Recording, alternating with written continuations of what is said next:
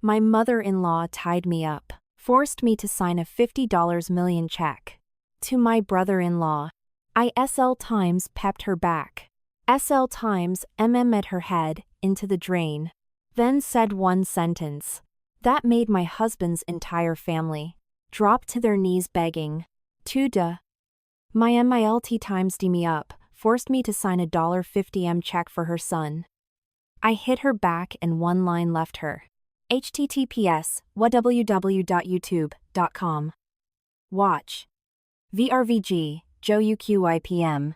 Ladies and gentlemen, please gather around and listen to the story of a mother-in-law who hung a noose in the living room, trying to force me to sign a $50 million check for her youngest son. I slapped her so hard her head spun, pinned her face to a filthy sewer grate, and said exactly one sentence that made my entire in-law family drop to their knees and beg for mercy. People are constantly whispering into women's ears that when you get married, you have to be the glue that holds everything together. You must know how to sacrifice, and you must treat your husband's family as if they were your own flesh and blood.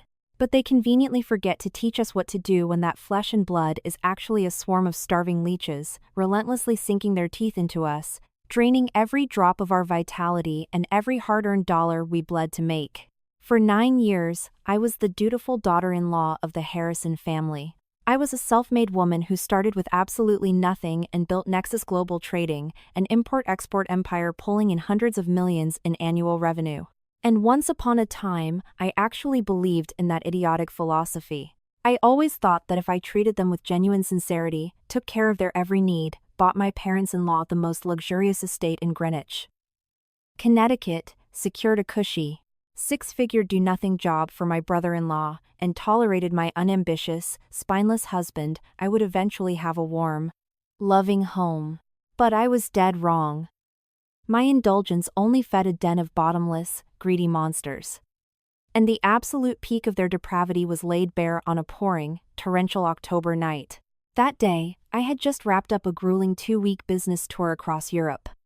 My body was shattered after the 14-hour transatlantic flight. But the negotiations had been a spectacular success. My firm had just locked down a mammoth contract, meaning the net profit hitting my personal offshore and domestic accounts that week was a staggering $50 million. It was a number that a regular person could break their back for a lifetime and still never dream of seeing. But I didn't feel a shred of joy in my heart. All I wanted in that moment was an overwhelming, desperate need to go home, sink into a hot bath, and fall into a deep, dreamless sleep. My black chauffeur-driven Escalade pulled up to the gates of the Greenwich Mansion, a property under my name, but the place where my husband's family resided. My husband, Arthur, had always used the excuse that our house felt too empty, so he insisted on moving his mother and younger brother in with us. I stepped out of the SUV, dragging my heavy Toomey suitcase. Strangely, the mansion was pitch black. Not a single light was on, even though it was only 8:00 p.m. There was no familiar sound of the massive flat-screen TV, no sound of Brody, my deadbeat brother-in-law, screaming at his video games in the den. The silence was thick, chilling, and genuinely eerie, mingling with the relentless sound of the rain to form a terrible premonition that pierced straight into my mind. I put my key in the lock, pushed the heavy mahogany double doors open, and reached out to flick the switch for the foyer chandelier. The brilliant gold light flooded the room, and the scene that unfolded before my eyes made my heart physically stop beating. The blood in my veins turned to ice. Right in the middle of my grand living room, hovering over a custom Italian leather sofa set worth hundreds of thousands of dollars, a thick, rough hemp rope was slung over the main crossbar of the crystal chandelier. A hangman's noose had already been tied, swaying coldly in the empty air. Directly beneath the noose was a velvet-upholstered wooden stool. But that wasn't the most horrific part. On the marble coffee table right next to it, my personal checkbook had been laid out. Next to it was a Montblanc fountain pen and a small saucer containing a thick, dark red liquid that reeked of raw, metallic pig's blood. Somebody had used that disgusting blood to scrawl massive, jagged letters across the pristine marble surface. Sig N, or someone dies. I stood frozen to the spot. A violent shudder ran down my spine, and cold sweat drenched the palms of my hands. A terrorist plot? A home invasion? Extortion? A dozen panicked thoughts short-circuited through my brain. I took a step back, reaching into my trench coat for my phone to dial 911. But before I could press the digits, a shadow slowly emerged from the dark corridor leading to the wine cellar. It was my mother-in-law, Teresa. She wasn't wearing the silk pajamas I bought for her. Instead, she was dressed in ragged, torn, dirty sweatpants and a stained shirt. Her hair was a tangled, feral mess, and her eyes were bloodshot, practically popping out of her skull. Her face looked shockingly gaunt, as if she had aged a decade in the 2 weeks I was gone. But the look she shot at me held no fear. It was pure threat. A spine-chilling, maniacal frenzy. "Teresa! What the hell is this?" I demanded. "What is that rope for? Who smeared this filthy blood all over my house? Where is Arthur? Where is Brody?" "Oh, so you're back, my precious daughter-in-law," she sneered, her voice trembling with hysteria. "You go off to Europe, living the high life, eating at fancy restaurants, while this family is standing at death's door. Do you even care? Death's door? What are you talking about? Speak clearly. I've been gone for 2 weeks. What could possibly have happened that you're stringing up a noose in the middle of the living room? This sick prank isn't funny, Teresa." "A prank? You think I'm putting my life on the line for a joke?" she screamed. "That checkbook on the table. Pick up the pen, write down $50 million, and sign your name right now. If you don't sign it this exact second, you are going to watch your mother-in-law hang herself from your beautiful, expensive chandelier. $50 million. Are you out of your damn mind? Why on earth are you demanding $50 million? To save your brother's life. Brody got set up. He owes money to an underground syndicate in Atlantic City. Principal and interest, it's exactly $50 million. They said if the money isn't wired into their accounts by tonight, they are going to chop off Brody's arms and legs and dump his body in the Hudson River. You're his sister-in-law. You're loaded. You have more money than God. You have to save him." "Save him?" I snapped back, my shock rapidly morphing into absolute rage. "Brody is 30 years old. He has no job, he's a degenerate gambler, and he chases women all day. How many times have I bailed him out? I bought him a Mercedes, and he pawned the pink slip. I put him in my company as a manager, and he embezzled from the corporate fund. Now he's in the hole for $50 million, and you want me to write a check? Do you think my money grows on trees? I'm not giving him a single cent. You won't sign it?" Teresa shrieked, spittle flying from her lips. "You want to watch your brother die? He is my flesh and blood. You married into this family. Your money is the Harrison family's money. Stop being so selfish. You just landed that massive contract, I know everything. Arthur told me $50 million just hit your account. Do you value your money more than a human life?" "Yes. I value my money a hell of a lot more than the life of a degenerate gambler." I yelled back. "You say my money belongs to the Harrisons? What has this family ever given me besides sucking the marrow out of my bones for 9 years? Arthur told you about the $50 million deal? Brilliant.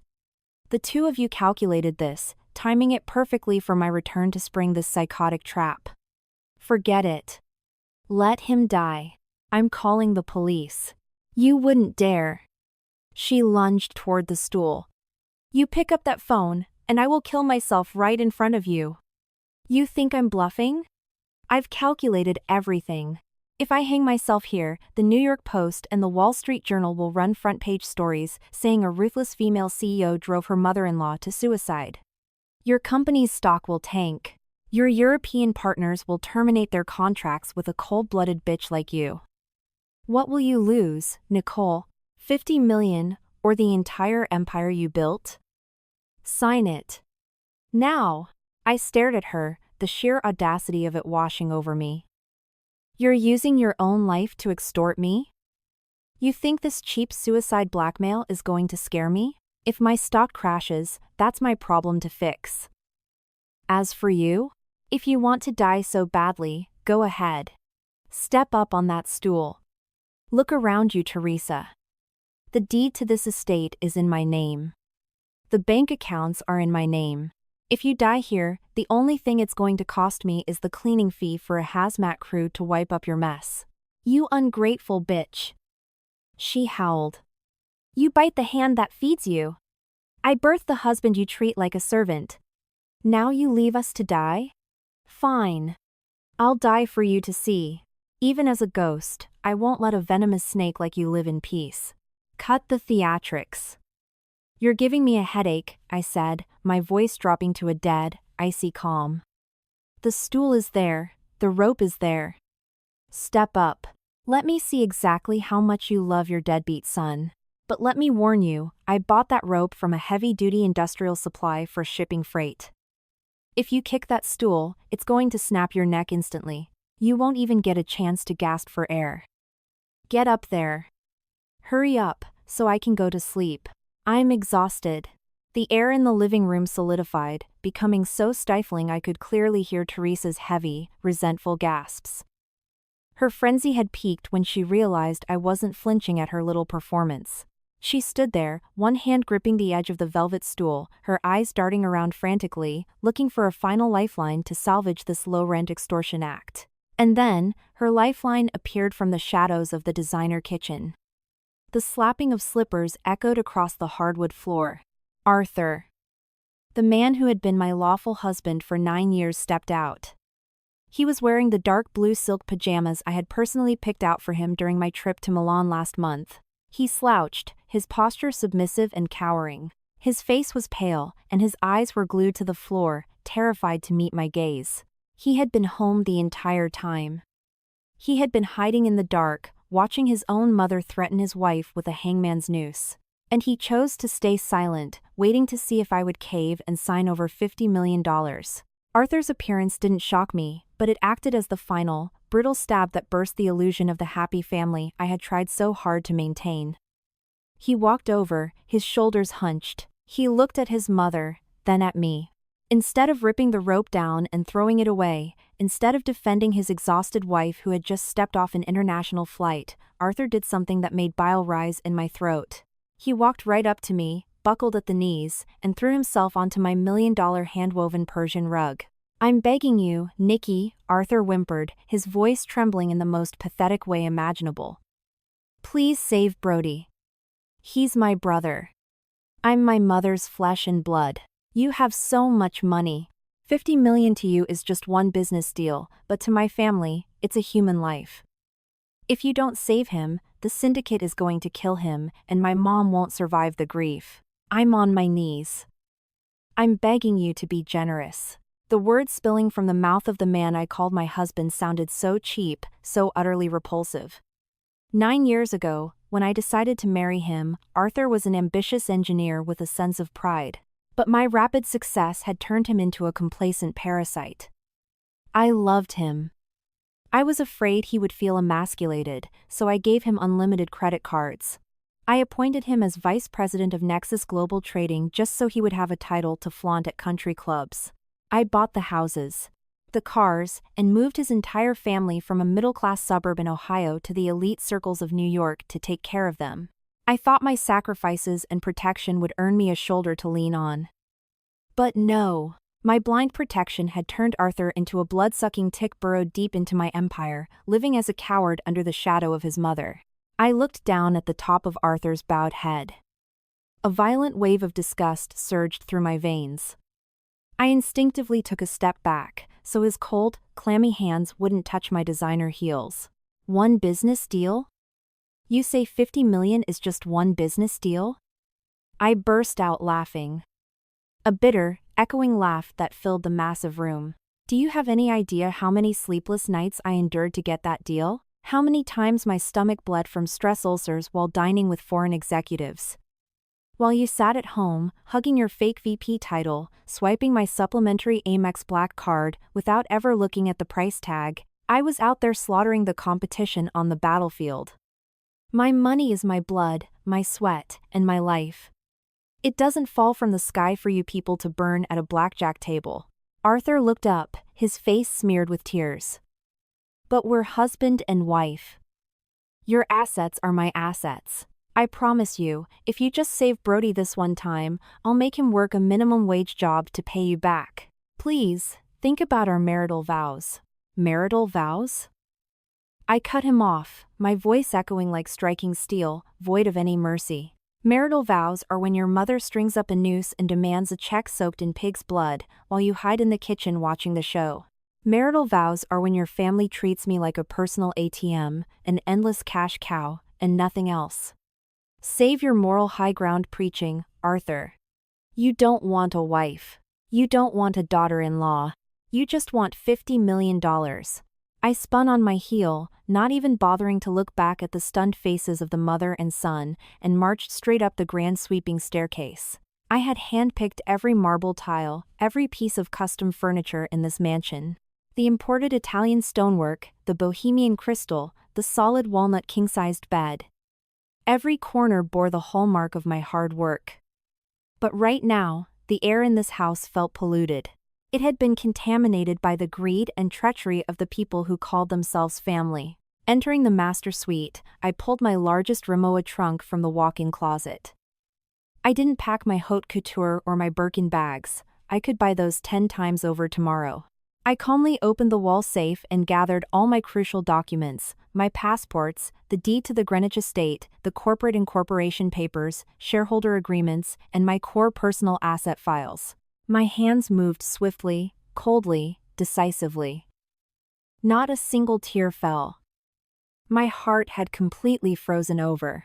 9 years of my youth dedicated to a toxic marriage officially ended the second Arthur knelt for money instead of standing up for me. When I dragged my suitcase down the stairs, Teresa was still standing by the stool and Arthur was still slumped on the floor. Seeing my luggage, Teresa's attitude immediately shifted from playing the victim back to hostile threats. Where do you think you're going? This house isn't a hotel where you can just check in and out whenever you please. If you walk out that door tonight, don't you ever show your face to the Harrison family again. I stopped on the final step, tilted my chin up, and looked her dead in the eyes. Did you forget? The deed to this estate is under Nicole Tran. The property records are right here in my suitcase. The ones who need to leave aren't me. It's you. But it's pouring rain tonight, so I'll let you squat here for a few days. Enjoy the luxury while you can. Because your time is running out. I turned to Arthur, the trembling man looking at me as if I were a stranger. The divorce papers will be delivered to the corporate office tomorrow. You know what to do. Sign them. Without another word, I pulled my suitcase out the front door. Thunder cracked, ripping through the East Coast night sky. The freezing rain lashed against my face, but it made me hyper-alert. I tossed my bag into the trunk of my Porsche Panamera, started the engine, slammed the gas, and tore out into the night. The windshield wipers worked furiously, sweeping away the sheets of water exactly how I was about to sweep these vile parasites out of my life. That night, I booked the presidential suite at the Plaza Hotel in Manhattan. The first thing I did when I stepped into the absolute, serene silence of the luxury suite was boot up my laptop. Under the soft ambient lighting, I opened a blank document. The clacking of the keyboard echoed in the quiet night. Supreme Court of the State of New York. Petition for dissolution of marriage. The divorce filing was written hastily, but contained absolute, lethal resolve. I clearly listed the assets there would be no dispute. Before we married, I had secretly strong-armed Arthur into signing an ironclad postnuptial agreement, keeping my business assets entirely separate. We had no children. Everything was incredibly clean to execute. But divorce wasn't enough. They had dared to set a trap for $50 million. They had dared to use animal blood to psychologically terrorize me. That proved they were pushed into a corner and wouldn't let go of my wealth easily. Arthur's cowardice and Teresa's greed were just the tip of the iceberg. What exactly was the truth behind Brody's $50 million black hole? I needed to map every inch of this tumor before I took the scalpel to it. I grabbed my phone and dialed Tom. Tom was my ruthless executive assistant and head of corporate security, a former FBI white-collar crime agent who had stood by my side in the corporate trenches for years. The real war was just beginning. The next morning, the rain had stopped, but the New York skyline was still draped in a dreary, overcast gray. I sat in the private VIP lounge of the hotel, sipping a brutally bitter espresso. At exactly 8 a.m., Tom walked in. He wore a sharp black trench coat, carrying a massive, thick manila folder under his arm. Tom was someone I trusted implicitly, not just for his stellar management skills, but for his deep network that straddled both law enforcement and the criminal underworld. Overnight, upon receiving my orders, Tom had mobilized every resource to investigate Brody's $50 million debt. Tom sat down across from me, sliding the thick yellow folder across the table. His face was dead serious. "Boss, it's way worse than you thought. 50 million isn't just regular gambling debt. Look at this." I calmly opened the file. Inside were stacks of photographs, handwritten IOUs, loan agreements, and illegally obtained bank statements. The more I read, the deeper my brow furrowed. A chill ran down my spine as the filthy secrets of my in-laws were dragged into the light. It turned out Brody wasn't just hustling local underground poker games in the city. Flaunting his status as the brother of a VP at a major import-export firm, he had wormed his way into a transnational sports betting and rigged gambling syndicate. It started with a few $100,000. He used the Mercedes I bought him as collateral to chase his losses. Smelling blood, the mob lured him out to massive offshore crypto casinos and underground high-roller rooms in Vegas. But $50 million doesn't just evaporate over a few bad hands of blackjack. The smoking gun was in the second half of the report. My eyes locked onto a formal corporate loan guarantee document stamped with a red corporate seal. My heart skipped a beat when I read the letterhead. Nexus Global Trading Incorporated. What the hell is this, Tom? I looked up, my voice dropping to a freezing whisper as my finger pointed directly at the signature and the corporate seal on the document. Why is my company's seal on this? Who signed this? Tom let out a heavy sigh. That's the ultimate betrayal I have to report to you. That signature belongs to Arthur. Acting in his capacity as vice president, he took advantage of your business trip to Europe. He secretly accessed your digital executive tokens and physical corporate stamps to co-sign collateral guarantees for Brody. The syndicate isn't stupid. They wouldn't lend a deadbeat like Brody 50 mil. They loaned the money because they had a corporate guarantee backed by your company. And there's more, Tom continued. Brody got involved with a smuggling ring bringing in illegal, untaxed electronics across the border. He borrowed mob money to buy a massive shipment, hoping to flip it for double the profit and pay off his gambling debts. But the shipment was seized by Customs and Border Protection a week ago. A total loss.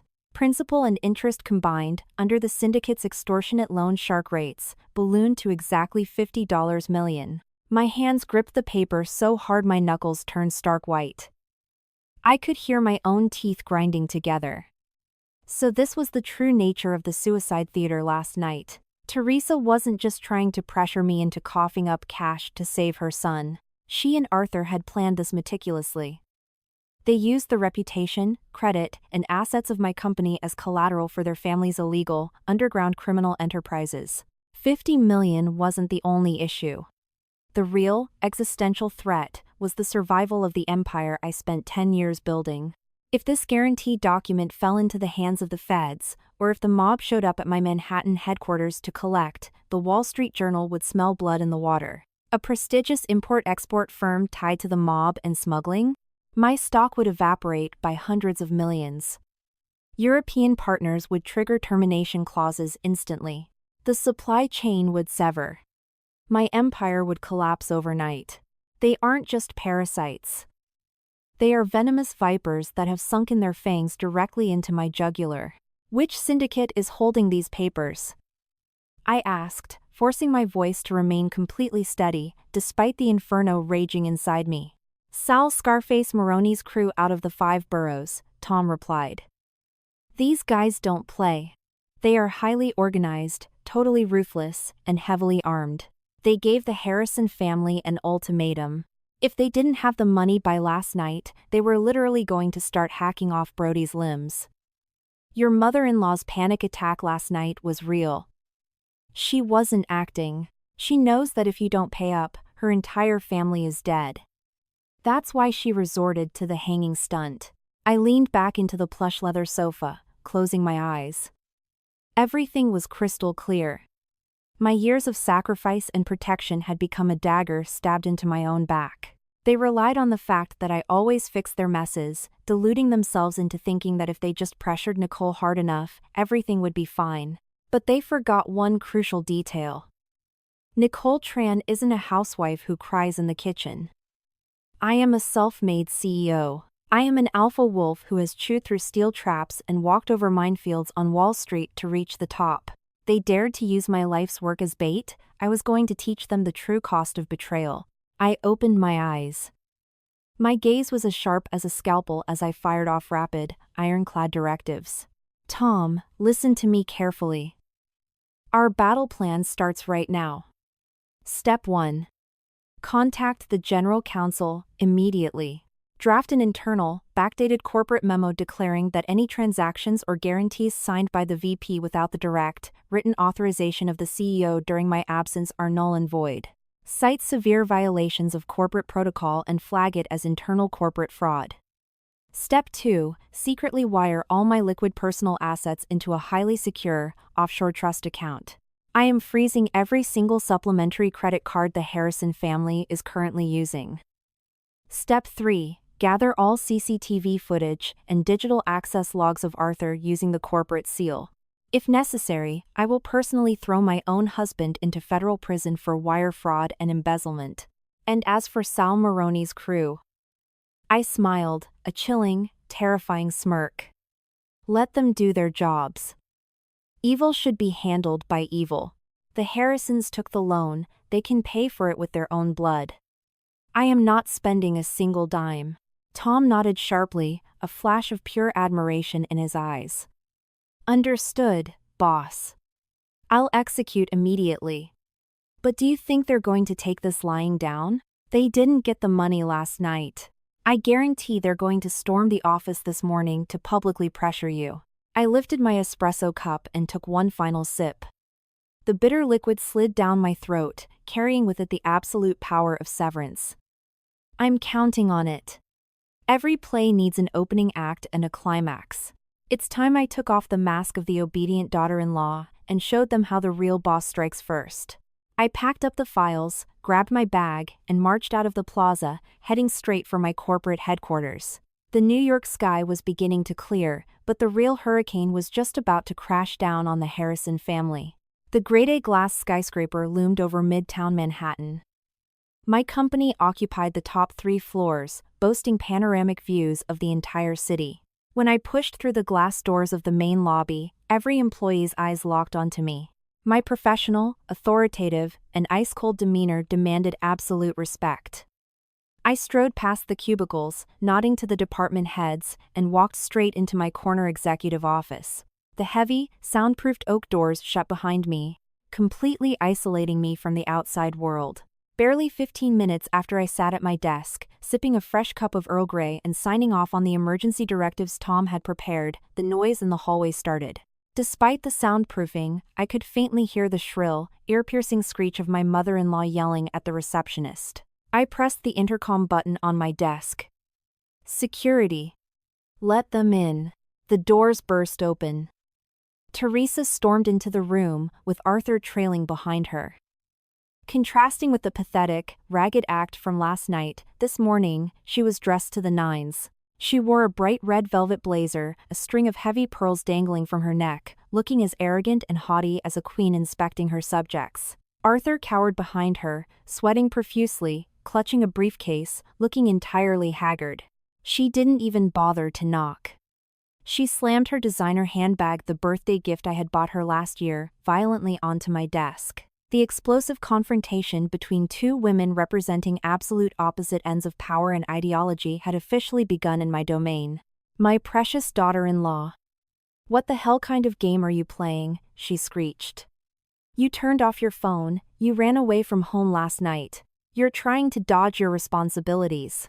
You think just because you sit in the big CEO chair here, that you're God?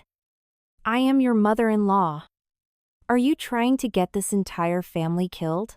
Watch your mouth, Teresa, I said, my voice low and lethal. This is my corporation, not a street corner for you to throw a temper tantrum. I am not dodging my responsibilities.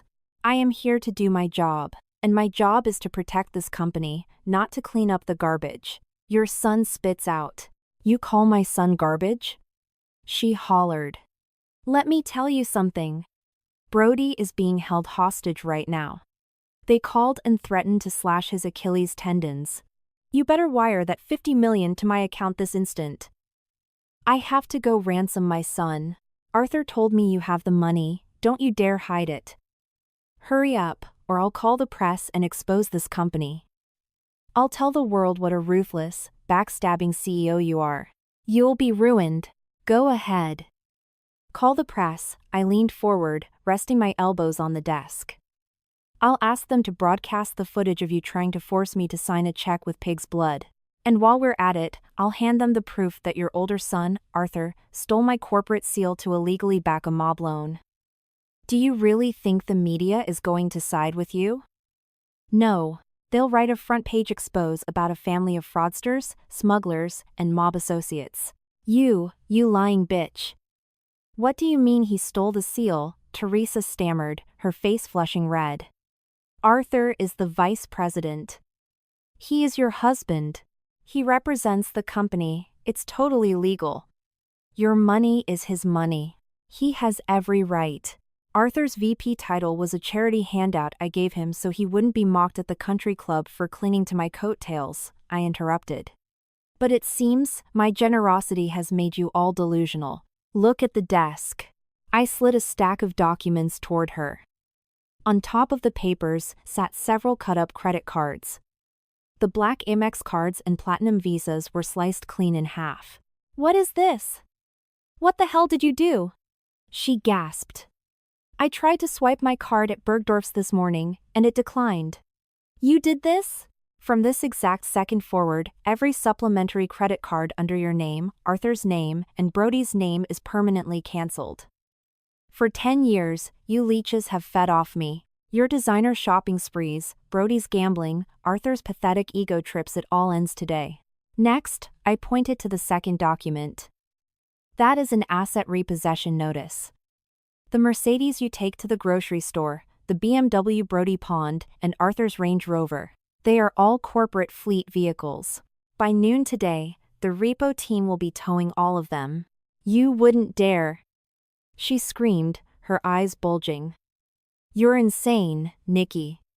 You cut my cards, you take our cars. How is the Harrison family supposed to live? Are you trying to drive us into the ground? The prestigious Harrison family has hands and feet. Why don't you go get jobs? For 9 years, I have been your sole provider. If you have no shame, I will have to teach you a lesson in self-respect. I raised my voice, overpowering hers. That third piece of paper is a termination notice. Effective immediately, Arthur Harrison is stripped of his title as vice president. The reason? Gross corporate misconduct and unauthorized use of company assets. Arthur, you are fired. Security will be up in 5 minutes to throw your belongings onto the sidewalk. Teresa's face turned from beet red to a sickly purple. She grabbed the stack of papers, ripped them to shreds, and threw them at me. You are an animal. A poisonous snake. I raised a handsome, perfect son for you to use like a dirty rag and throw away? You fire him. You cut the cards. Then who is going to pay the $50 million for Brody? If the mob comes to collect, I will call real estate agents and sell the Greenwich mansion.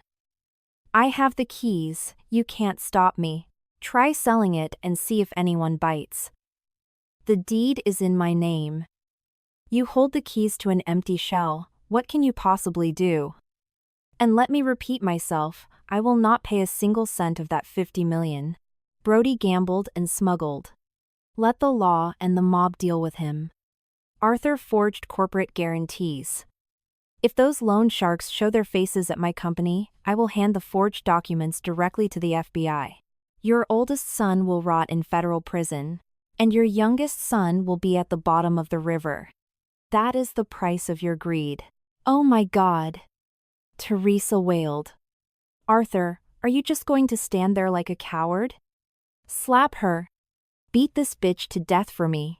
She's trying to kill your mother, she's trying to murder your brother.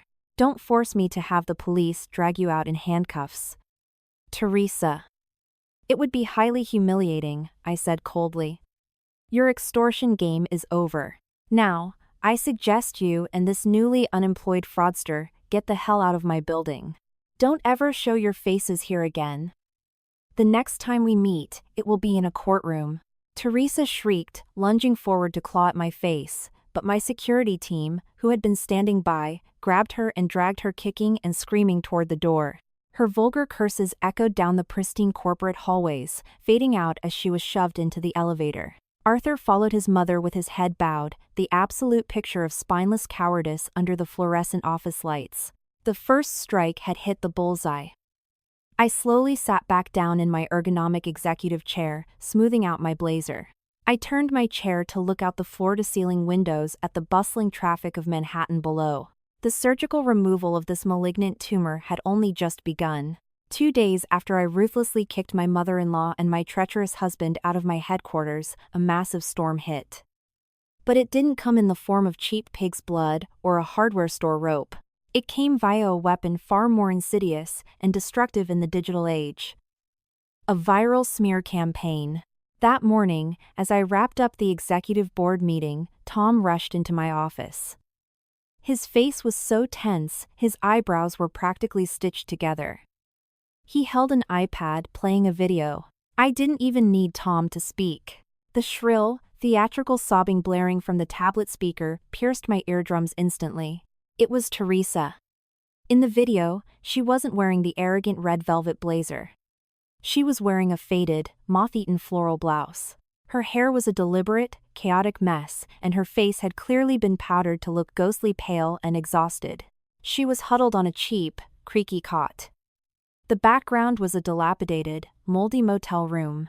It was a masterclass in manipulation, considering just days ago she was sleeping on Egyptian cotton in my multi-million-dollar estate.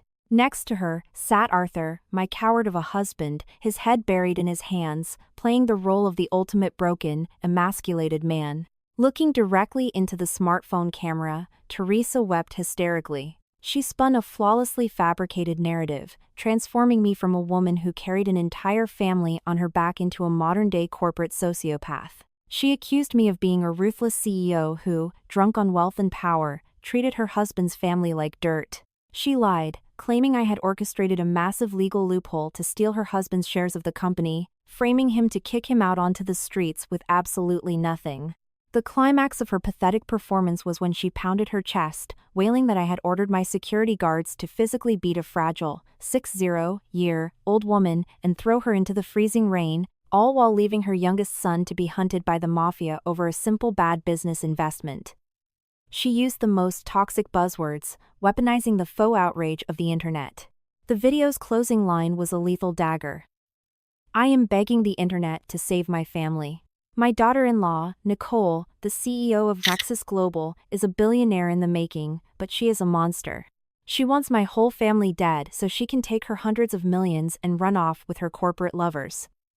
What is the point of all that money when basic human decency is thrown to the dogs?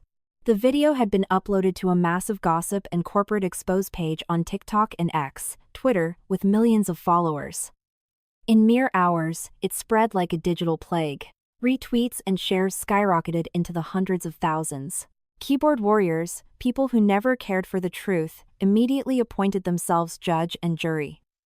Tens of thousands of comments rained down on me and my company. They labeled me a venomous elite, an abusive narcissist, and demanded I face karma. Activists even called for a total boycott of Nexus Global Trading's supply chain, doxing my Manhattan penthouse address and sending death threats. The sheer weight of public opinion triggered a devastating chain reaction in the financial markets. By that afternoon, Nexus Global's stock ticker was bleeding red. Massive sell-offs were triggered. Worse, the phone on my desk rang non-stop. Long-term partners were spooked. Mr. Smith, the European conglomerate rep who had just signed the $50 million deal with me, sent an urgent email expressing deep concern over the moral and PR risks associated with Nexus Global's leadership demanding an immediate explanation or they would trigger the termination clause. The board of directors called an emergency meeting.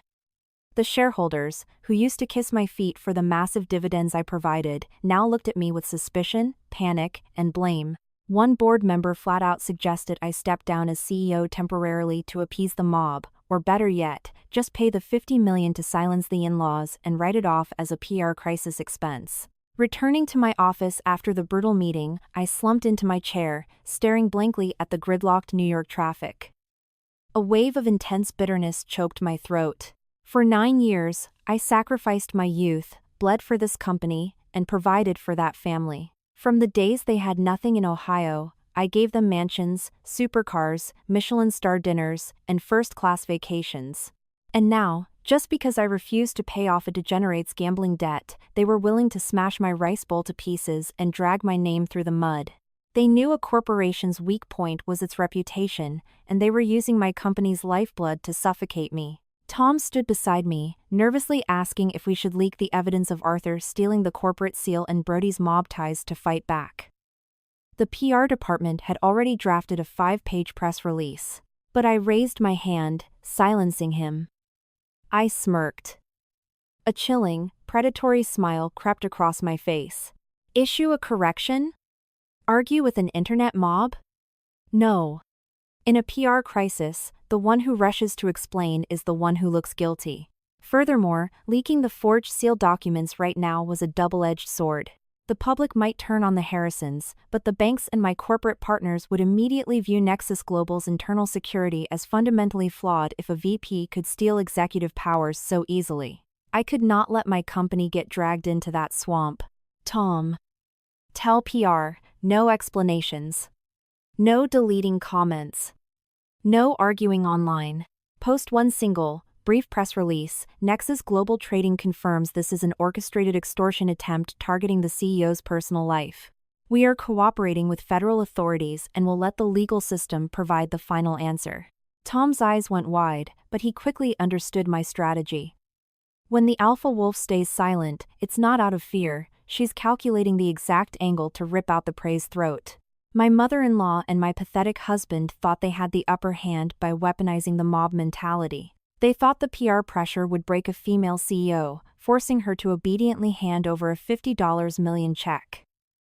They were tragically naive. I was going to let them play out this entire theater production, let them drown in their illusions of victory. Because the higher they flew, the more bones they would shatter when they hit the ground. The internet storm continued to rage.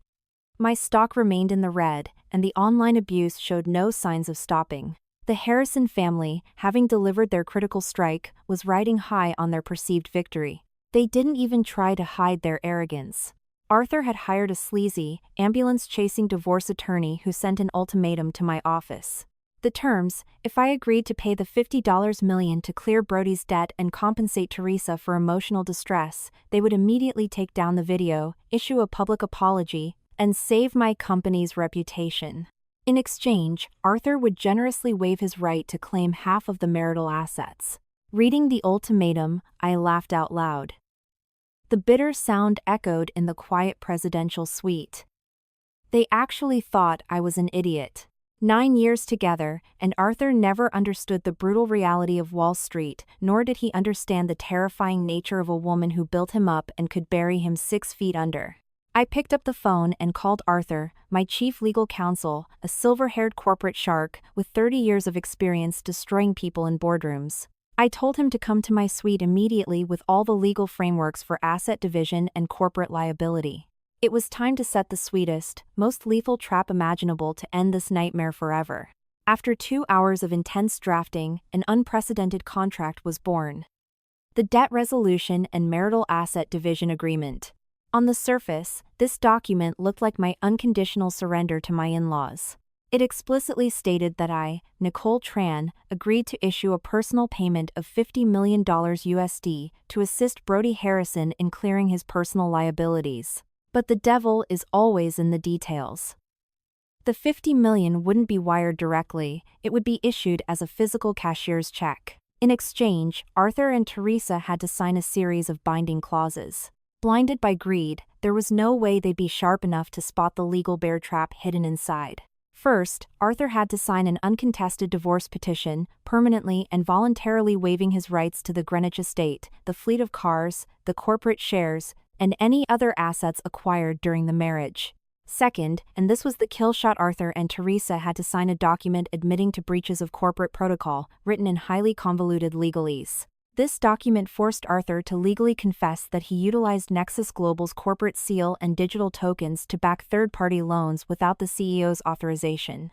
They probably thought signing this was just internal red tape, so I could justify pulling $50 million out of my accounts. They had no idea this was a death warrant. It was ironclad proof of felony wire fraud and corporate embezzlement, ready to be handed to the FBI whenever I pleased. And finally, the $50 million check. The check was entirely real. My signature was real. But it was drawn from a specialized offshore account.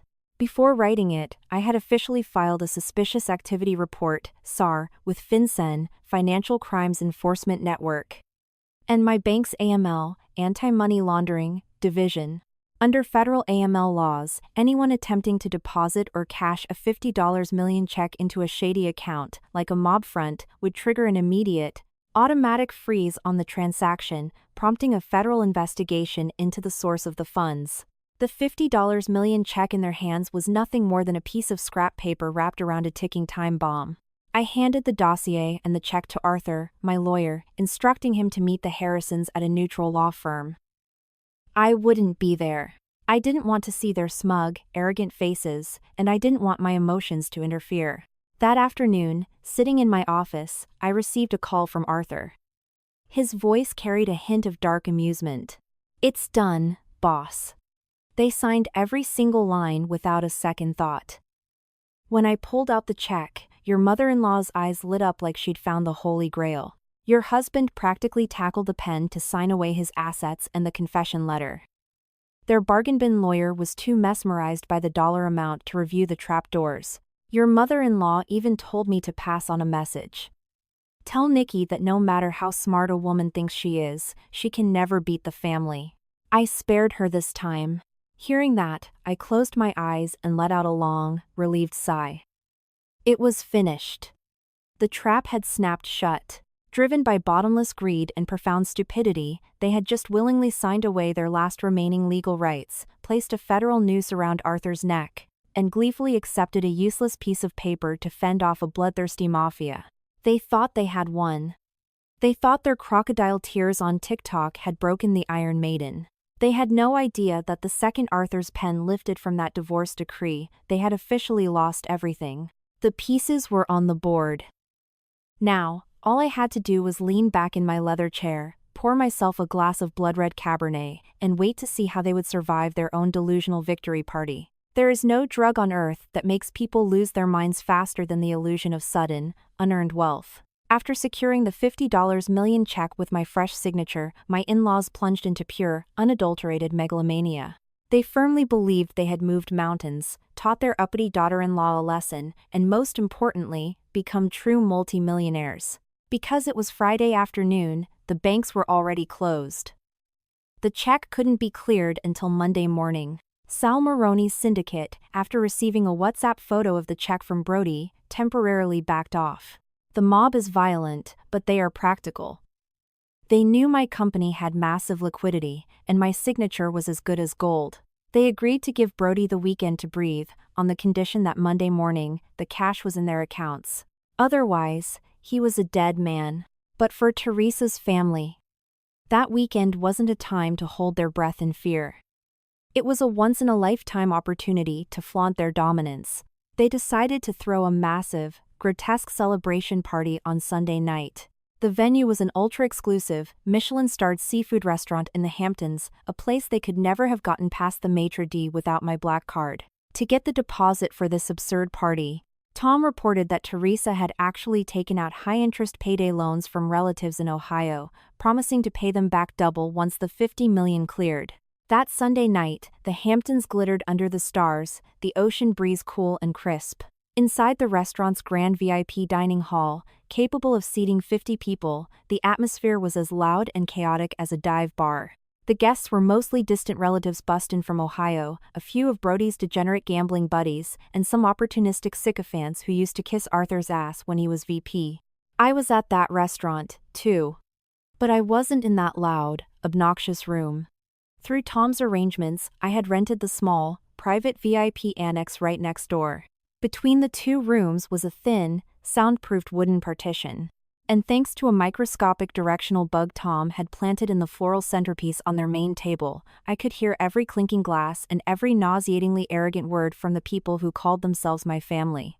I sat quietly on the velvet sofa, sipping a dry vintage wine, my cold eyes staring blankly ahead, a wireless earpiece feeding the audio directly into my brain. A toast. Congratulations to Teresa for surviving the storm. And to Arthur, for finally ditching that evil witch and starting a new chapter. A raspy, drunken voice shouted. Teresa's shrill voice cut through, dripping with absolute triumph. Oh, let me tell you. A woman can be a genius, a CEO, whatever. But put her in the public crosshairs, and she tucks her tail like a beaten dog. Did she really think her money made her superior to the Harrison family? No way! I just squeezed out a few tears on Facebook and TikTok, and she was so terrified she coughed up 50 million on the spot. Am I brilliant or what? A roar of applause and whistling followed. Brody's voice chimed in, cocky and obnoxious. My mom is the GOAT. Once I pay off the bosses, I'll have millions left over. Mom says I can use it to open my own VIP poker room. That cheap, stingy bitch of a sister-in-law is never stepping foot in our house again. Then came Arthur. My ex-husband, the man who had just signed away his entire net worth and confessed to a federal felony, was drowning in the delusions of his own victory. He slammed his hand on the table, his words slurring. You're damn right. My wife makes the money, but it serves this family. You think 50 mil is a lot? I know every backdoor of her company. Once the divorce is final and I got the cash, I'm starting my own firm. I'll bankrupt Nexus Global and crush her. She's nothing without me. Hearing that, my hand squeezed the stem of my wine glass so hard I thought the crystal would shatter and dig into my palm. Disgusting. Absolutely shameless. They used my sweat, blood, and tears to fund their filthy fantasies. They butchered me, chewed me up, and were actively spitting on the plate I had just served them. Not a single word of remorse. In their eyes, I was just a bottomless ATM, an enemy to be drained and destroyed. The premium seafood kept coming. Alaskan king crab, beluga caviar, expensive scotch flowing like water. Their joy escalated, and my contempt deepened. I glanced at my Jaeger-LeCoultre watch. It was nearing 9 p.m. They were still drunkenly planning their glorious future, relying on the $50 million check sitting snugly in Teresa's Hermes bag. They had no idea that beneath the calm of the weekend, a massive dragnet was closing in, and they certainly didn't know that Tom had deliberately tipped off Sal Maroni's enforcers about Teresa throwing a lavish millionaire's banquet while holding the check. For violent loan sharks, seeing a debtor flaunt a massive fortune while making them wait is the ultimate disrespect. A change of plans was the only appropriate punishment. The raucous laughter next door was suddenly interrupted by a deafening, violent crash. The wooden double doors of the VIP room were kicked off their hinges. The clinking of glasses stopped instantly. The jovial atmosphere froze, replaced by the terrified shrieks of women and the crashing of overturned chairs. I slowly set my wine glass down and smoothed the folds of my skirt. The hour had arrived. Their delusional victory party was over, making way for the terrifying darkness of reality and the price of boundless greed. The mob had crashed the party. The sound of shattering wood shook the walls. From my room, the earpiece delivered the horrifying scene in high definition. A lethal, suffocating aura dominated the space. The smell of expensive scotch and fine seafood was undoubtedly overpowered by the stench of cold sweat and absolute terror. Sal Maroni's crew weren't street corner thugs, they were hardened syndicate enforcers who lived by extortion and violence. Sal walked in, flanked by half a dozen massive guys with neck tattoos, gripping heavy metal batons. Their arrival was like a pack of starving wolves, breaking into a pen of sleeping sheep. What the fuck is this? The whole family throwing a victory parade? Sal's voice was a deep, metallic growl. Immediately after, the sound of breaking porcelain echoed as an enforcer smashed a tray of crab legs with a steel baton. The relatives from Ohio, who had just been loudly toasting, were now screaming in panic, cowering in the corners, trembling like leaves. Brody, the guy who just bragged about opening his own casino, was stuttering uncontrollably. The screech of a chair dragging across the floor indicated he was backing away. Boss. Boss. Why are you here? I sent you the picture of the check. My sister-in-law signed it. The money is right here in my mom's bag. Monday morning, we pull the cash and pay you in full. Please, just 2 more days. 2 days? You think I'm a fucking toddler you can string along? Sal roared. You sit on 50 million, you don't secure your life, but you rent out the Hamptons to eat caviar? You're mocking me. Where's the check? Let me see it. The frantic rustling of leather and zippers came through the earpiece. Teresa's hands were shaking violently as she pulled the check from a plastic sleeve. She tried to steady her voice to save face. Here, look. The CEO of Nexus Global's signature. She's terrified of us, she paid up. Take it. Go to the bank Monday. A long silence followed. Sal was inspecting the check. I smirked in the next room. Organized crime syndicates operating at the $50 million level don't wait for banks to open. They have corrupt bankers on their payroll who can verify funds and flags 24/7. Just as I predicted, Sal pulled out his phone. Yo. Sending you a routing and account number now. Check the status on a 50 million draw. Look for holds or flags. Fast. The room was dead silent. I could hear Teresa and Arthur's heavy, desperate breathing. They were praying to God that this check was their get-out-of-jail-free card. But 5 minutes later, Sal's phone rang. It was a death knell. What? Say that again, Sal barked. A pause. The account is flagged by FinCEN for AML violations? The check has a federal lock on it? Anyone who tries to cash it gets instantly raided by the FBI? A string of vile, explosive curses erupted from Sal. Smack! A sickening, bone-crunching slap rang out, followed by Brody's agonizing scream. Sal had just backhanded my beloved brother-in-law across the face. You motherfuckers. You think you can hand me a piece of federal bait to wipe your ass with? Sal screamed. That bitch CEO set a trap, the account is locked. I walk into a bank with this, I go to federal prison. Boys. Break both of Brody's legs. Now. Absolute chaos erupted. The sounds of a brutal beating, of tables smashing, of agonizing cries filled the room. Teresa shrieked like a banshee. No, don't hit him. There's a mistake. She has so much money, she wouldn't trick me. Let me call her. I'll call her right now. I slowly took the earpiece out and set it on the table. Exactly 3 seconds later, my phone vibrated furiously. The caller ID read, Teresa. I took a sip of wine and hit accept. The conversation began instantly. On one side, pure apocalyptic panic amid the sounds of breaking bones. On the other, the absolute, chilling apathy of a woman looking down from the summit.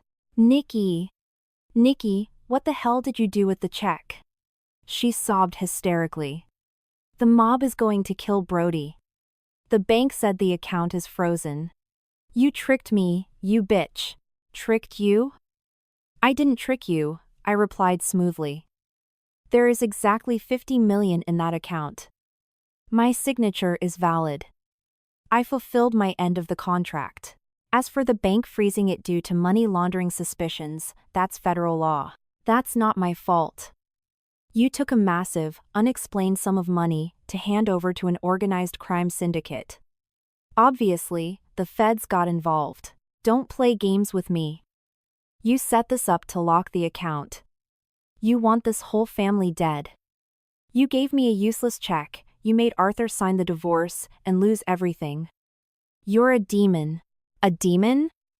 Really? When you tried to extort me with a hangman's noose and pig's blood, when you fabricated lies to destroy my company on the internet, when you and Arthur sat eating caviar, celebrating my downfall. Were you an angel? Arthur signed the papers voluntarily. He admitted to stealing the seal. The check was handed over. The transaction is complete. Now, pay your own debts. Nikki, please. I'm begging you, she wailed. They have a knife to his throat. Unfreeze the account. Save him. I'll do whatever you want. I'll go online and apologize. I'll get on my knees. Save my son. It's too late, Teresa, I whispered coldly. You drained my forgiveness completely over the last 9 years. By the way, I forwarded the evidence of Arthur's corporate fraud to the FBI's white-collar crime division. They'll be looking for him on Monday. As for Brody's $50 million, use your own old bones to shield him from the mob's bats. Have a memorable party. I hung up, severing the call before she could utter another pathetic beg or curse. The dial tone was absolute. I stood up, grabbed my purse, and walked coldly out of the VIP room. As I passed the hallway, I could hear the horrific screams and begging echoing from their private suite. The relatives who had been cheering minutes ago were now stampeding out the emergency exits. Not a single person stayed to protect my arrogant mother-in-law. The price of betrayal is steep. And tonight, the Harrison family was only paying the first installment of the interest. Monday morning. The sky over New York was clear, the bright autumn sun piercing through the floor-to-ceiling windows of Nexus Global, casting brilliant rays over my desk.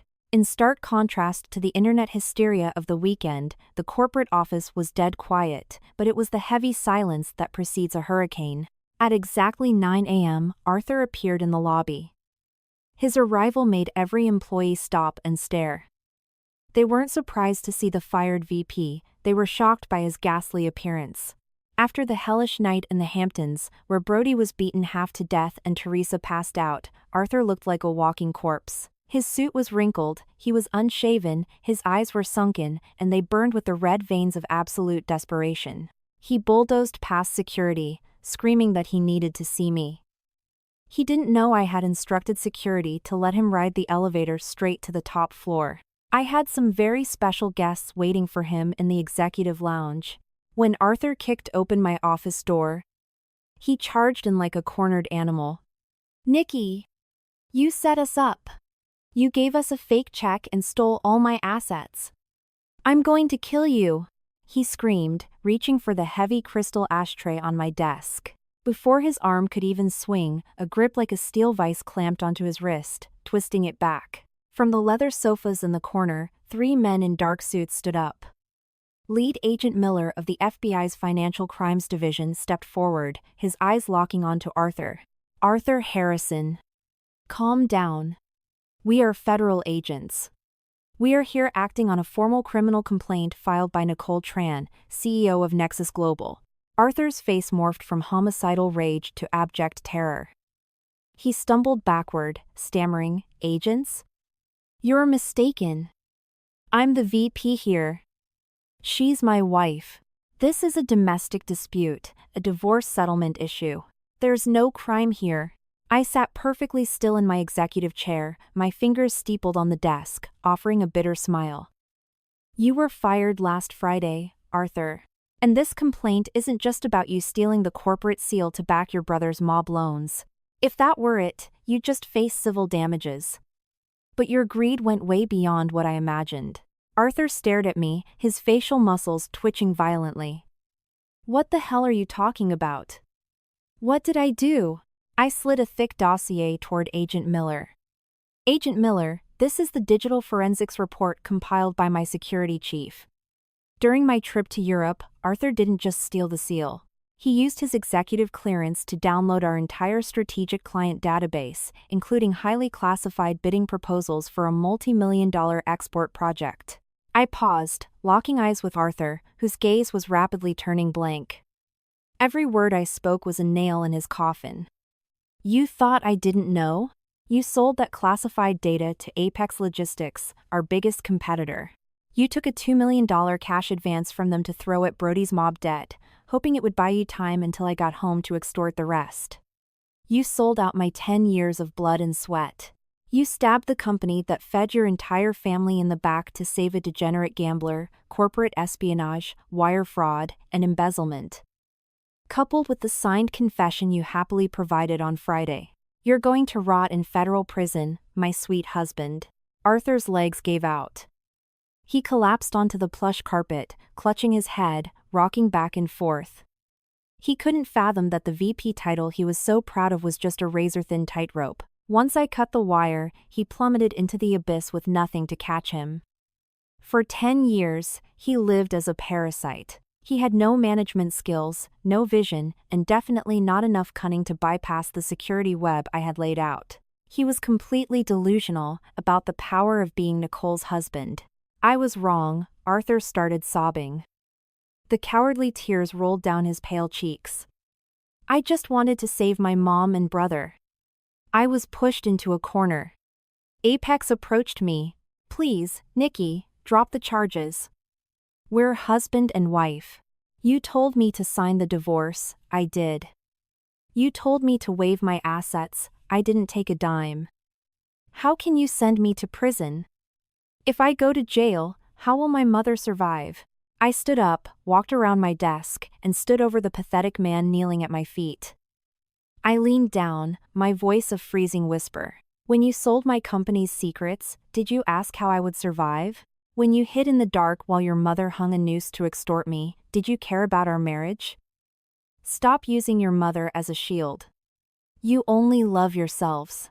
You signed the asset waiver because you thought the $50 million was real, and you planned to use it to start a rival firm and destroy me. Don't play the victim.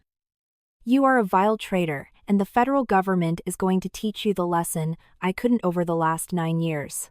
I stepped back and nodded to Agent Miller. The cold steel handcuffs clicked around Arthur's wrists with a merciless snap. As he was dragged away, Arthur kept looking back, screaming my name, begging for mercy. But all he received was my hollow, unwavering stare. The heavy oak doors shut. The cowardly husband was officially erased from my life, stepping into a long nightmare of iron bars and eternal disgrace. The first tumor was fully excised. The air in the office suddenly felt incredibly pure. But I knew the war wasn't over. Out there, the ultimate monster, my mother-in-law, was still thrashing in her despair. And a cornered, feral beast with nothing left to lose is the most dangerous of all. The collapse of the Harrison family happened with breakneck, terrifying speed. To onlookers, it was shocking. To me, it was simply the law of cause and effect. Those who sow bottomless greed reap the most merciless hurricanes. After the bloody banquet in the Hamptons, Sal Maroney's syndicate lost all patience. The bounced $50 million check was the last straw, turning the mob's anger into a bloodthirsty vendetta. On Monday morning, while Arthur was being hauled out of my office in cuffs, a storm ripped through the Harrisons' ancestral home in upstate New York. Ironically, I had paid $5 million to renovate that estate 3 years ago, just so Teresa could brag to her neighbors. Now, it was the target of the syndicate's wrath. Sal's enforcers rolled up in 3 blacked-out pickup trucks. They didn't hide. In broad daylight, they splashed gallons of red paint, used motor oil, and foul-smelling chemicals all over the pristine white gates and mahogany doors. They spray-painted massive, blood-red letters on the walls. Brody the scammer owes $50M. The Harrisons will burn. They didn't stop there. They shattered the windows, broke down the doors, and smashed the custom antique furniture inside to splinters. The house looked like a war zone. The extended relatives, the same people who were eating lobster and toasting Teresa the night before, now stood across the street, watching in absolute terror. Not a single one stepped up to intervene. Worse, when the mob left, those relatives immediately turned on Teresa.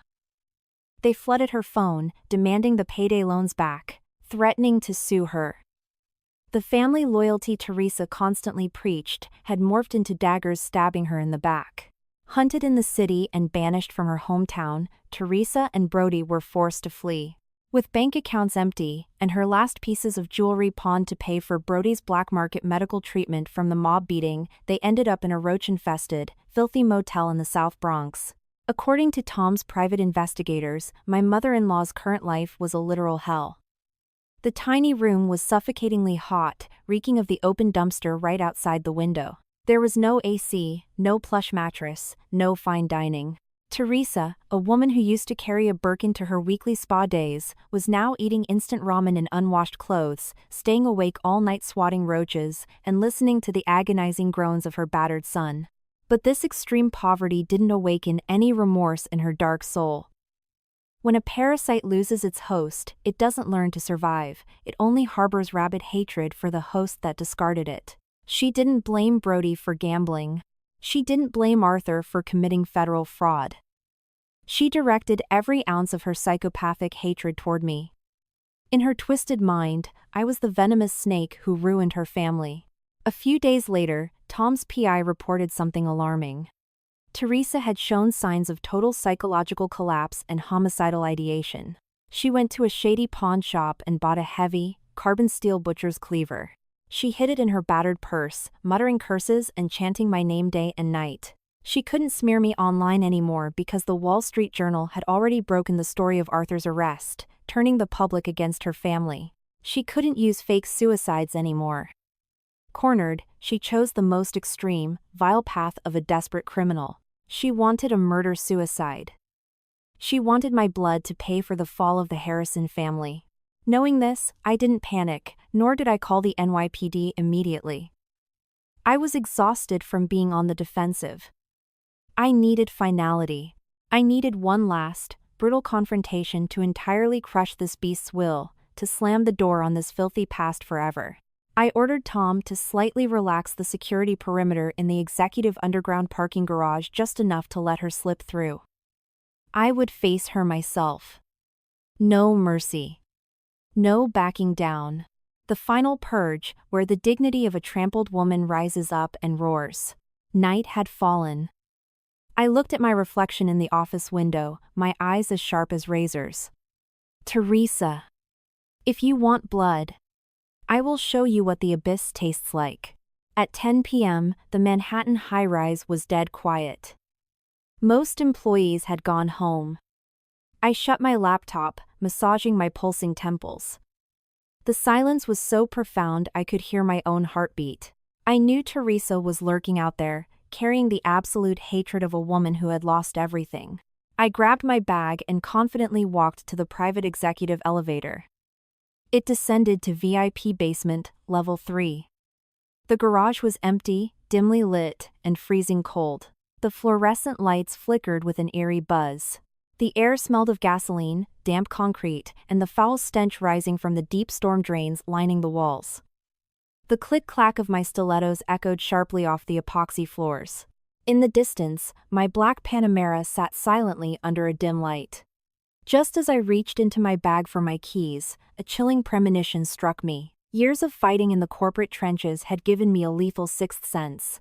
From behind a massive concrete pillar near my car, a small, ragged shadow lunged out with terrifying speed.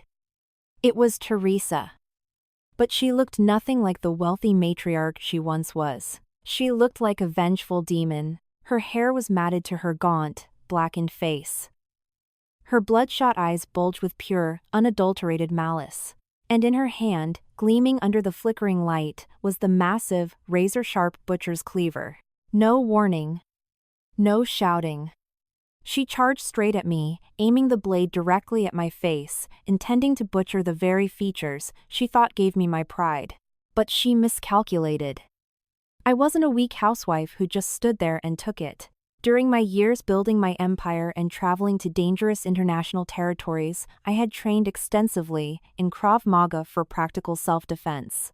As the blade came within inches of my face, I pivoted sharply with lightning speed.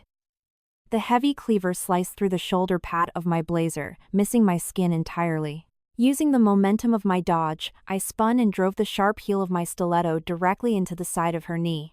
A sickening crack echoed in the garage. Teresa shrieked in agony, losing her balance and collapsing onto the hard concrete. The cleaver flew from her grip, clattering away into the darkness. I didn't give her a second to recover.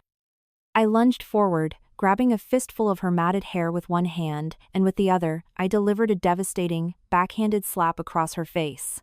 That slap carried 9 years of suppressed rage, humiliation, and disgust. Teresa swayed, blood trickling from the corner of her mouth, but her feral nature made her wildly claw at the air. I showed no mercy. I grabbed her by the collar of her filthy shirt and dragged her thrashing body across the floor toward the edge of the wall, where a rusted iron storm drain emitted a nauseating stench of sewage. I used my entire body weight to pin her head down directly over the filthy iron grate. Her face was smashed against the wet, slimy concrete, the toxic fumes of the sewer blowing straight into her nose and mouth. She flailed desperately, clawing at my wrists, but it was useless. My dignity, my breaking point, had transformed me into a cold, absolute executioner. Suddenly, the stairwell door burst open. It was Arthur. He had managed to post a massive bail pending his federal trial, had been searching frantically for his mother, and somehow tracked her here. Seeing his mother pinned to a sewer grate by his wife, he panicked. He ran over, dropped to his knees on the filthy floor, and began bowing and pleading with me frantically. I didn't even grant him a sideways glance. All my focus was on the vicious woman pinned under my hands. "Do you recognize this smell, Teresa?" I hissed. "This is the smell of your family. This is the stench of the bottomless greed that you have exuded for 9 years. You thought you could kill me? You think your worthless life is an equal trade for my empire? I curse you," she gurgled, spitting blood and sewage. "I curse you to rot. You sent my son to prison. You threw Brody to the mob. You stole everything. You are a demon. You aren't human." "A demon?" "Yes, you made me one. You thought hanging a rope and writing in pig's blood made you a mastermind? You thought being a mother-in-law gave you the right to ride on my back and drain my marrow to feed your parasitic sons? Listen to me, my hundreds of millions of dollars will never go to an ungrateful, treacherous bitch like you. You tricked me. That check ruined us. Even if I die, I will haunt you. I will tear you apart. You don't even have the right to be a ghost in my presence. You came to my office. You slandered me online. You ordered your son to steal from me. I am simply returning exactly what you sowed. You wanted my money so badly it drove you insane? Well, in this life, the only thing you deserve is to lay face down in this filthy sewer. Nikki. Please. Let her go. She's hurting. Arthur, save me. Save you? The man crying like a dog at my feet is about to spend a decade in federal lockup. He can't even save himself. Listen closely, both of you. Open your ears and hear the final words I will ever speak to the Harrison family. I leaned in, my lips inches from Teresa's mud-caked ear, enunciating every word with a lethal, icy finality that made both her and Arthur freeze in absolute terror. This sewer is exactly where parasites belong. If you ever show your filthy faces in front of me again, I swear to God, I will personally send your entire bloodline to hell. Teresa's eyes bulged, her body gave a violent twitch. And then went completely limp. She had no energy left to fight or curse. Her eyes shattered, leaving only a hollow, panicked void. Beside her, Arthur pressed his forehead against the concrete, sobbing pathetically, muttering useless apologies. I stood up, pulled a silk Hermes handkerchief from my bag, calmly wiped the grime from my hands, and tossed the cloth directly onto Teresa's face.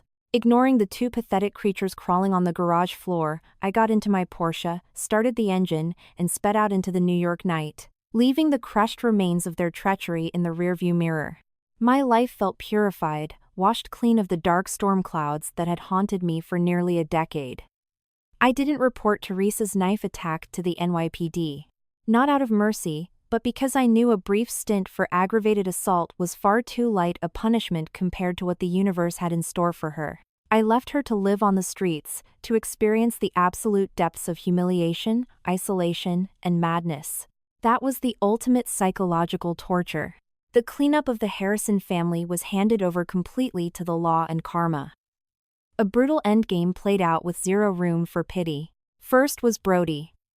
After fleeing the mob, he hid in dilapidated trap houses down south, working day labor just to buy ramen. But the feds were closing in. During a massive bust on the electronic smuggling ring, the bosses flipped and named Brody. The U.S. Marshals issued a nationwide manhunt. 2 months later, they caught him at a Greyhound station in Texas, trying to flee to Mexico. He was cuffed in filthy clothes, his eyes hollow with terror and starvation. Charged with federal racketeering and smuggling, Brody was sentenced to 15 years in federal prison. A heavy price for his lazy, arrogant life. Next was Arthur. His trial took place on a freezing winter morning. As the representative of Nexus Global, I sat in the front row. When Arthur was brought out, he was so emaciated I barely recognized him. His hair was a buzz cut, his cheekbones jutted out, and his cuffed hands shook violently as the federal prosecutor tore him apart. He wasn't the smug VP anymore.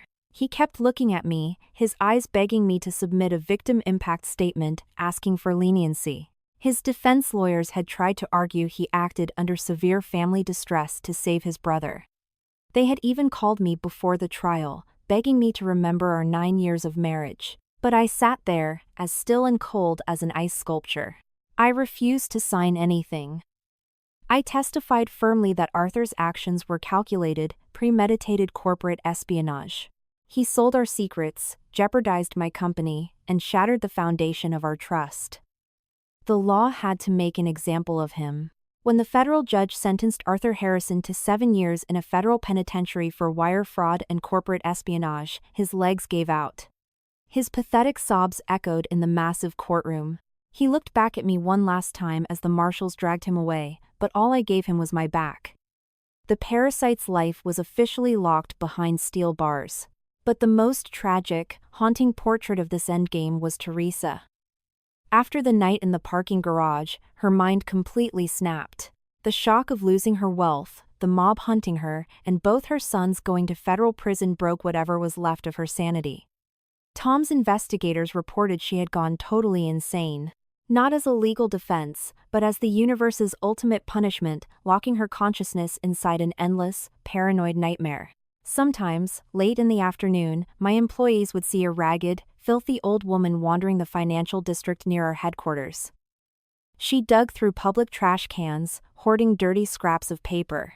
Whenever someone walked by, she would shove a crumpled, filthy receipt in their face, drooling, giggling maniacally, and muttering, "Here is my $50 million check. My daughter-in-law signed it. I'm going to the bank tomorrow. I'm rich. The Harrison family is rich. Don't steal my money." She lived as a ghost on the streets of New York, clutching the phantom dream of $50 million that had poisoned her mind. None of her relatives in Ohio ever came looking for her. The cruelty she sowed, she reaped in full. Every time I heard a report about her, I felt absolutely no pity. I wasn't gloating, but I recognized the perfect justice of it. The woman who used lives and blood to extort others was now living a life worse than death, trapped forever in the pit of her own greed. I ordered my legal team to sever all contact with anyone tied to that family. Once my corporate partners saw the transparent financial audits and understood the truth, they restored their faith in me. The $50 million European contract was executed flawlessly. Nexus Global's stock didn't just recover, it hit an all-time high. The garbage was taken out, the ground was leveled, and the agonizing ashes of the past were buried deep, making way for a limitless horizon. It was Friday afternoon. The golden hour of the setting sun painted the Manhattan skyline in a brilliant, fiery glow. I stood alone on the penthouse terrace of the Nexus Global skyscraper.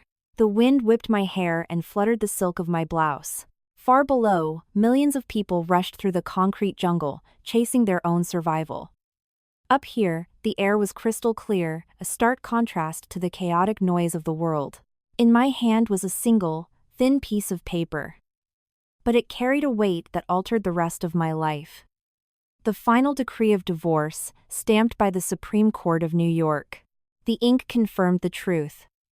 As of this moment, Nicole Tran was completely free. No longer Arthur's wife. No longer Teresa's daughter-in-law. free from the legal and moral chains of a family rotting with betrayal and greed. I ran my thumb over the embossed seal, a profound smile of pure relief gracing my lips. A deep, cleansing peace washed through my veins, scrubbing away 9 years of humiliation, resentment, and bleeding wounds. The young, naive girl who once dreamed of a simple, loving family had been forged in fire, emerging as a ruthless, untouchable titan, sharpening herself into a blade to survive.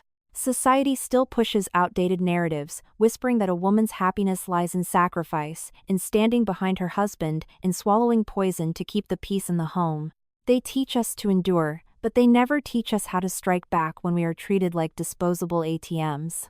My ex-husband's family thought that because I was a woman, because I had a ring on my finger, my hundreds of millions were theirs to plunder. They thought cheap guilt trips about family loyalty would shackle me. They were arrogant enough to use suicide, blood, and the mafia to force my hand. They were wrong, fatally wrong. A woman's grace can be as vast as the ocean. But when betrayed, that ocean turns into a tsunami that will drown every piece of garbage in its path. I used their own greed to hang them. I used a frozen check to expose their vile nature, and I used the federal government to put them exactly where they belonged. No mercy. No compromise. The lesson I bought with my blood, sweat, and tears is that a woman's value is never dictated by the man she marries, or how much her in-laws like her. Her true value lies in her financial independence, her self-respect, and her absolute power to dictate her own destiny. The money a woman makes through her brilliance should serve her own crown, not fatten up greedy, lazy parasites disguised as family. I held up a gold-plated Zippo lighter. I sparked it, the blue flame flickering in the wind. I held the divorce decree toward the fire. But then I smiled, closed the lighter with a clink, and pulled it away. No. I wouldn't burn it. I was going to frame it in glass and hang it in my private study. Not as a scar to mourn, but as a medal of honor. A permanent reminder that I once fell into a toxic abyss, but I clawed my way out, stronger and more radiant than ever. The western sky turned a blazing, brilliant orange. The sun was setting, but it promised a glorious dawn for tomorrow. Nexus Global was thriving. I was still me. Nicole Tran, a self-made CEO, standing tall in her stilettos, head held high, ready to face whatever storms Wall Street and life had to offer. I took a sip of chilled vintage champagne, letting the crisp, sweet taste wash down my throat, mingling perfectly with the taste of absolute victory. No more extortion calls. No more fake smiles from a cowardly husband. No more death glares from an evil mother-in-law. Life had finally returned my clear sky to me. A new sky, where I am the queen of my own empire. And I will never, ever bow my head to anyone again.